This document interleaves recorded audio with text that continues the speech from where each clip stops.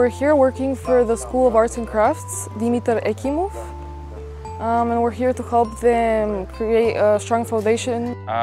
The first and foremost goal was to clear the areas so the future buildings or like ideas for growth here can actually be seen and visualized in the right way, because it was just a jungle before. Много сме щастливи, че има такива хора, които ни помагат, защото откакто сме създали това училище, основно разчитаме на помощта на добрите хора, които да отворят сърцата си към нас. So we're doing this for kids that come from tough backgrounds.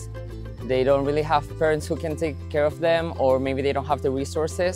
Yeah, we are doing all types of gardening and cutting trees, plowing the fields, digging like holes for tubes.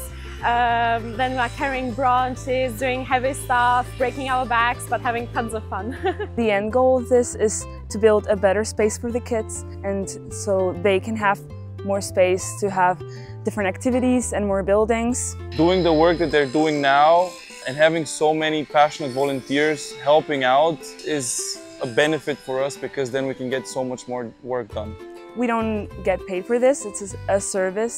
I was feeling so much gratitude towards this opportunity and just this joy of being able to help the kids who didn't have these facilities growing up. And it feels so much joy.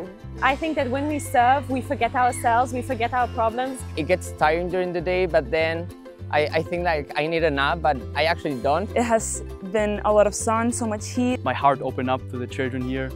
А пък ние смятам, че като по някакво чудо дошло отгоре, оцелявам благодарение именно на тези хора, които са научили за нас, които са припознали каузата и които дават от себе си, за да може да ни има.